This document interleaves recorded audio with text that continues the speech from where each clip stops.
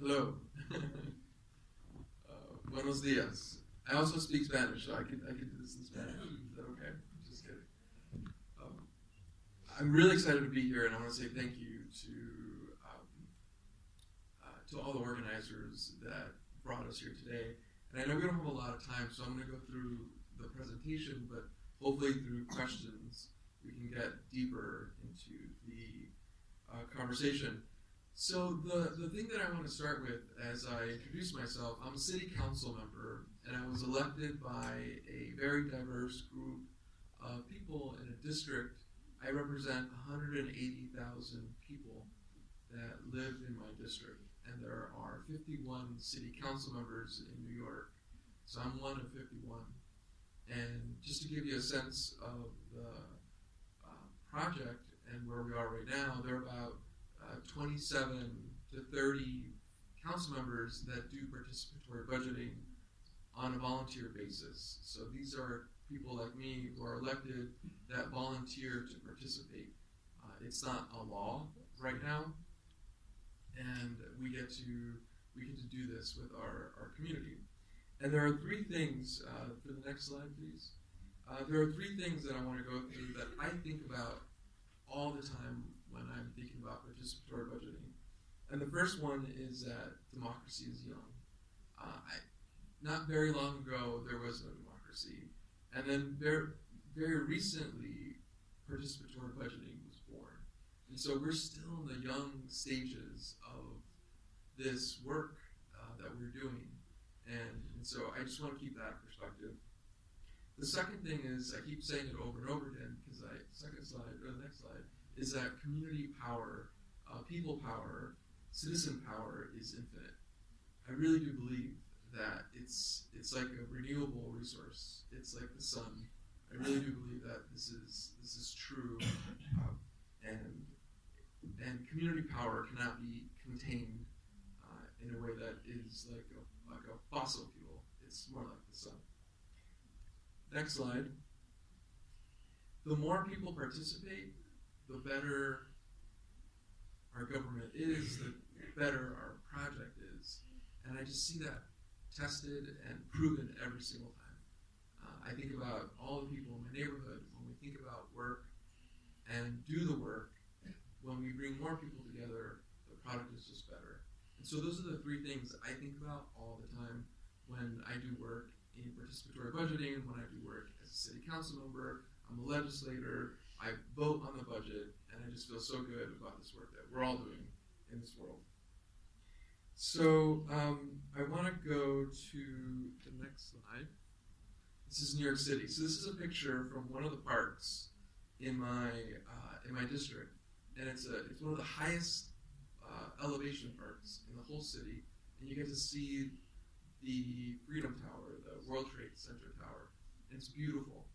And this park has received a lot of projects because of participatory budgeting to bring more benches, new fences, workout area for our seniors, the old people in our community wanted a workout station, and they got it because it's about to open in spring in 6 months. And this is the park that we're in. So that's New York City. Next slide. So I want to give you some context about what we're dealing with right now. In New York City, the budget of the capital budget is 63 billion euros. It's about 70 some billion dollars, and that is a massive. That's a massive budget, and we only get to decide on $1 million per district that people are participating in the program in New York City. And what I do is I don't put $1 million. I end up spending $4 million because every city council member, 51 members, each of us gets $5 million to spend on whatever we want to. It's our discretionary power. It's our choice. And again, about 30 of us decide to go back to the community and let them vote and decide. And so I just wanted to put that number out there because it's not enough. And we'll talk later about some of the things that people keep coming back to us and their frustration, and they want a bigger chunk of this pie. They want more. And they deserve more. And we're going to get to that. The other thing I want to say is that there's another budget. It's not just the capital budget. The capital budget is where we build schools, we bring computers and technology into schools, we build roads, we build parks. There's another budget that's about $90 billion, 80-some euros, 80-some billion euros. And that's the expense budget. So these are the yearly projects that are not to build things, but to offer programs for food and housing vouchers and healthcare and education programs. And so people have been wanting to now shift the focus on participatory budgeting onto the expense budget. At $90 billion, people want to make decisions on that too. And this is New York City, New Yorkers that are asking us to do that. The other thing is that we have 180,000 people in our districts, and in my district that I represent in Brooklyn, most of the people that live in my district are immigrants, and they're not citizens, and they can't vote for political elections. And so a lot of what we do is trying to figure out how we bring those folks who cannot vote in our political elections to make decisions and get involved in government.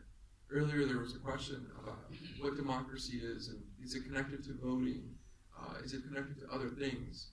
And so for me, I really do think about it in terms of both voting and understanding the project of participatory budgeting. Next slide. So this is now, I'm going to tell you a little bit about my story. And in 2012, I decided to run for office. And one of the things that really inspired me was hearing the work that 4 city council members back in 2012 were talking about this thing called participatory budgeting that started in Brazil. And that's the first time I heard about it. And when I heard about it, I was working as a technician in government, working on the capital budget, working on projects. So I want to ask around here, how many of you are technicians working in government in some way in government working on capital projects? Raise your hand if you are a technician working in government. Raise your hand high. Be proud if you're working in government right now in some way. Not elected, but just, okay. I see some hands that are maybe going up, and maybe the translation isn't going well, but I want to say that I was in your place once upon a time, working in government, thinking about making a project happen, analyzing data, and I was thinking, I want more people to learn about this, and I want more people to help decide, because we're spending all this money, and nobody knows what's happening. And then I said, I want to run for office, so I can bring more people and change the government, and I decided to run for office. Next slide. And so then my first tweet that announced my campaign was, I'm bringing participatory budgeting to District 38. And I didn't know if it was going to happen. I was running against an incumbent, somebody who was in power for 11 years, and she was running unopposed. And I started my campaign about 9 months before the election, and everyone said, good luck, you're not going to win. It's never going to happen. And I said, okay, well, we'll see what happens. And next slide. I won. That's me very happy, and not a lot of gray hair. Next slide. So, that was a big face. The 3 things that I go back to when I think about my time in office are transparency, leadership development, and accountability. And those are the things that fuel the campaign. Those are the things that people were excited about, which is why they decided to vote away somebody that was in power and bring someone in to bring those things up and make sure that We bring transparency because people didn't know how schools got technology labs or how parks got new fencing, and they wanted me to bring that. And so that's why people got really excited. The other thing about me mentioning the political side is that it brought together a lot of mothers, and their kids into the government process. And they became so excited about government because they got involved in my campaign. We won, which is exciting. It made everyone feel good because they won. And then almost immediately we started the participatory budgeting process. And next slide. And so this is our branding for this year. But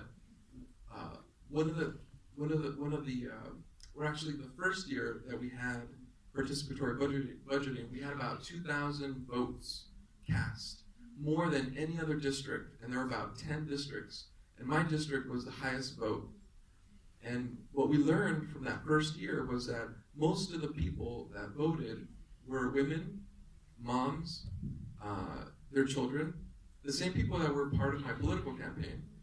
And then we saw that most of them voted in Spanish and Chinese ballots, which is the makeup of my community. The immigrants that make up my district are mostly Chinese and Latino, Spanish-speaking, non-citizen members of the community. And the next slide. And what they learned was the process. They brought ideas because they had the ideas. We have been talking about it. We went through the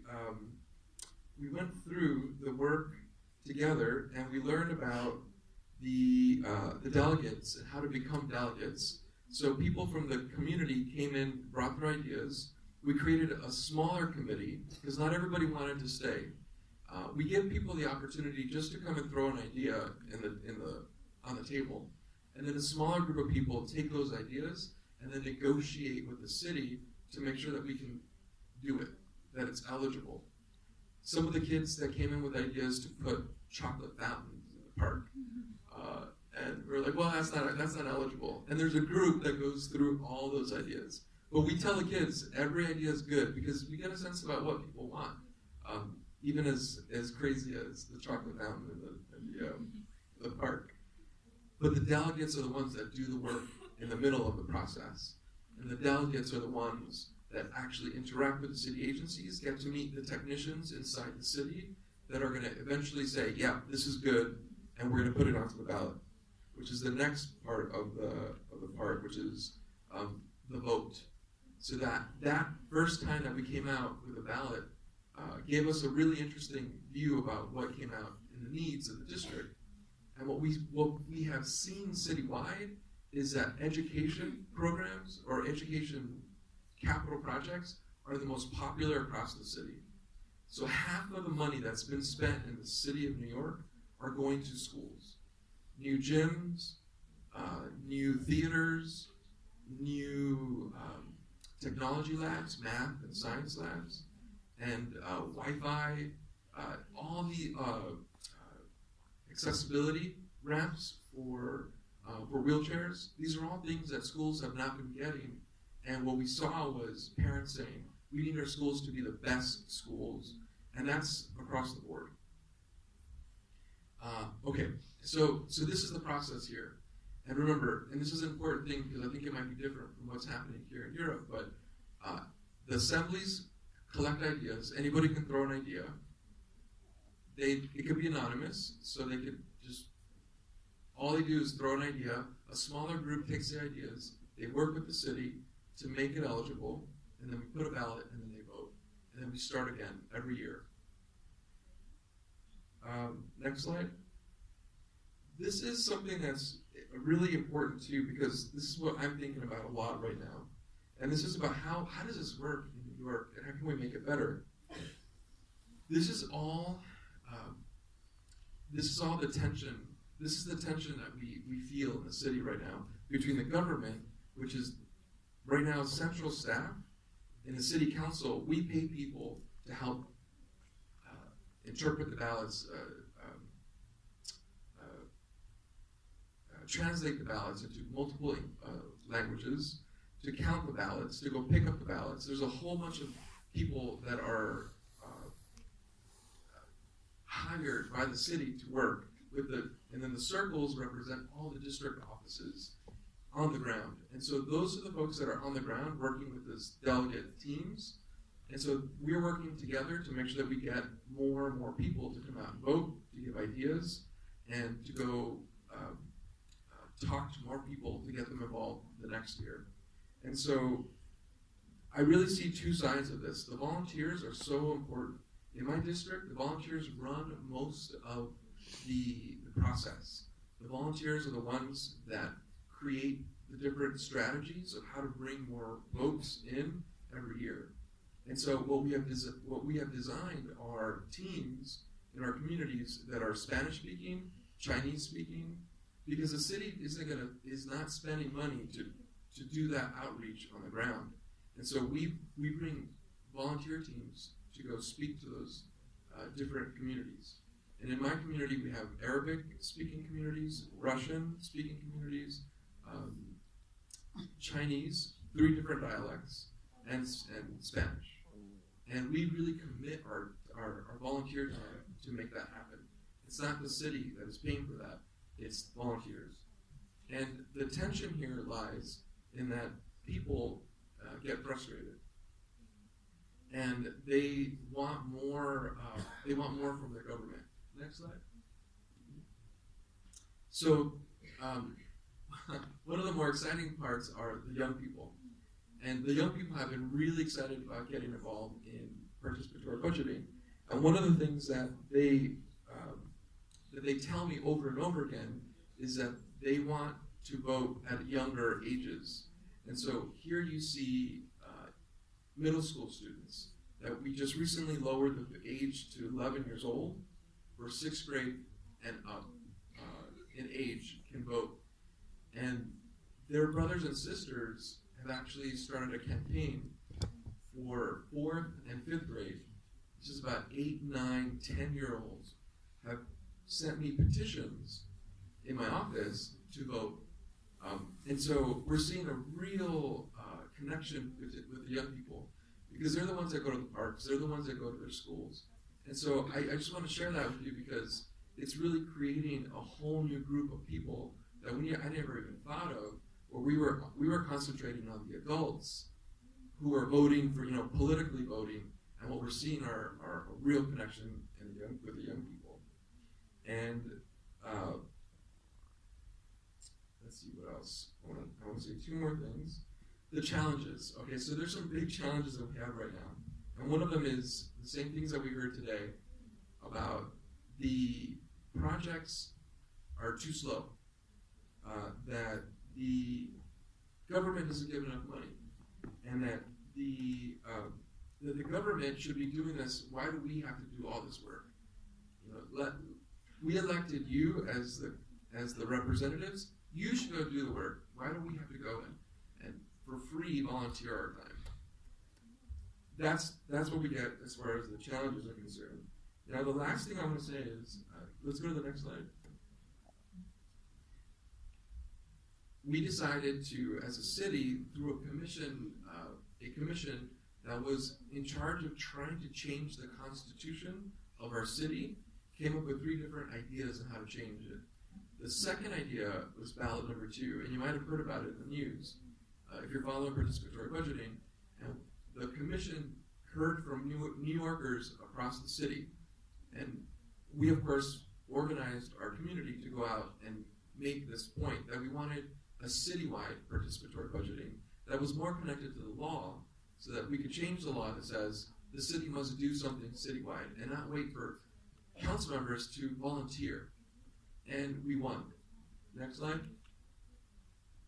So this is the percentage. Almost 1 million people voted in support of a citywide participatory budgeting process. We don't know what this looks like.